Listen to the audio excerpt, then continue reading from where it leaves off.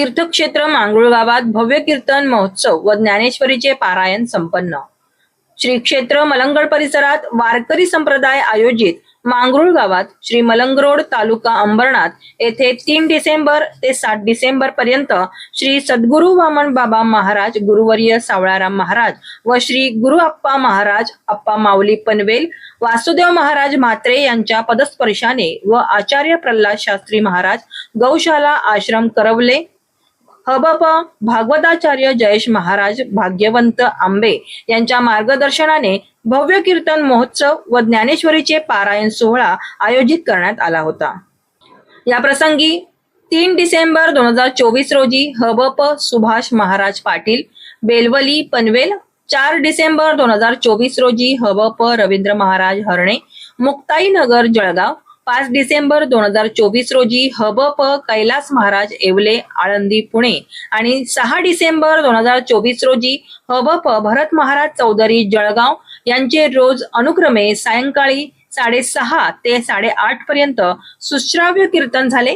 तर काल्याचे कीर्तन शनिवार दिनांक 7 डिसेंबर 2024 रोजी सकाळी 10 ते 12 पर्यंत हबप भागवताचार्य श्री उमेश महाराज दशरथे धाराशिव यांचे सुश्राव्य कीर्तन व प्रबोधन झाल्यावर महाप्रसादाचे आयोजन करण्यात आले होते।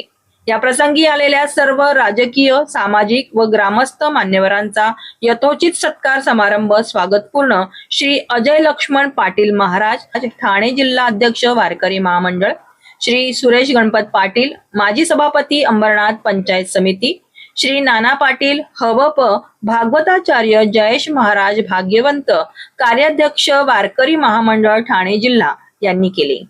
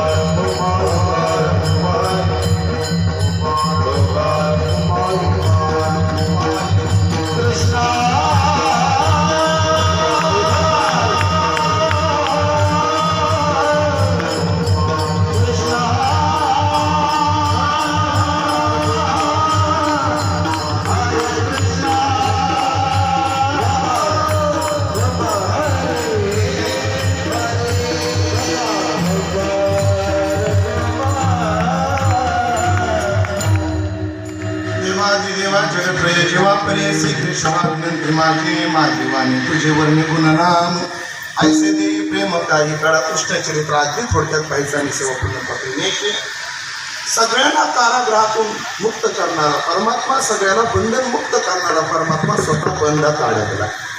बंधात तरी कंसाच्या कारागृहात जन्माला स्वामी आत्मानंदांनी लय गोड वर्णन केलं। भगवंतानी रासलीलेमध्ये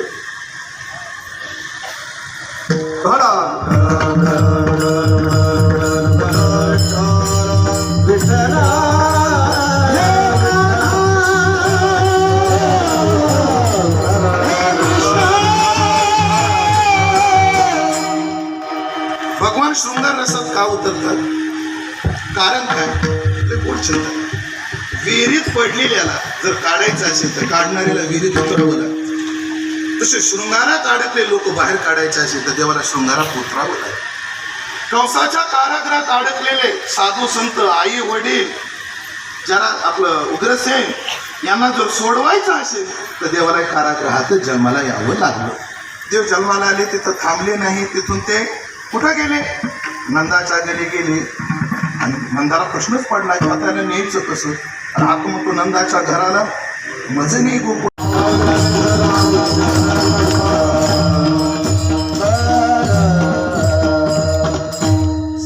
संपलेला आहे। आज चंपाषष्ठी आहे। चंपाषष्ठीच्या सर्वांना हार्दिक शुभेच्छा देतो। भगवान खंडेराय यांचा आज उपासनेचा दिवस आहे। मग काय कर अहम वाग्या सोम वाग्या प्रेम नगरावारी सावध होऊन भजनाला लागा देव कैवारी करा. भजन करत असताना इच्छा मुरळीकडे पाहू नका, नरकात पडा आणि बोध बुद्धी घेऊन ज्ञान देवता नरदेहाच्या महाद्वारामध्ये उजळा. आणि अशी जर त्याची सेवा केली तर धन्य खंडेराव त्यावर कोणचा वारी आत्मबोधाचा पांजिरा सुयता येते असं करील. अशी शुद्ध चंपाषष्ठी आपल्याला साधावी अशी भावना या प्रसंगी व्यक्त करतो. सेवेला पूर्णविराम देतो. मंगरुळकरांचं आणि आमचं एक आगळं वेगळं प्रेम आहे. त्या प्रेमापोटी बरेच वर्ष झाली की ह्या गावामध्ये सेवेचा घेत असतो. कधी पहिली, कधी दुसरी, कधी तिसरी, कधी काल्याची, त्यांच्या सवडीवर आणि माझ्या सवडीवर दोघांची जी राग जुळत त्या राशीवर यावर्षी या काल्याच्या सेवेचा योग आला. देवानं सद्गुरुनाथानं जशी बुद्धी दिली तशी सेवा करण्याचा प्रयत्न केलाय. अभंगावर जे काही बोलू शकलो ते माझ्या वारकरी शिक्षण संस्थेचे गुरुवर्य माझे गुरुवर्य संत बंडाचा तक्रार त्यांच्या श्रेणी समर्पित करतो.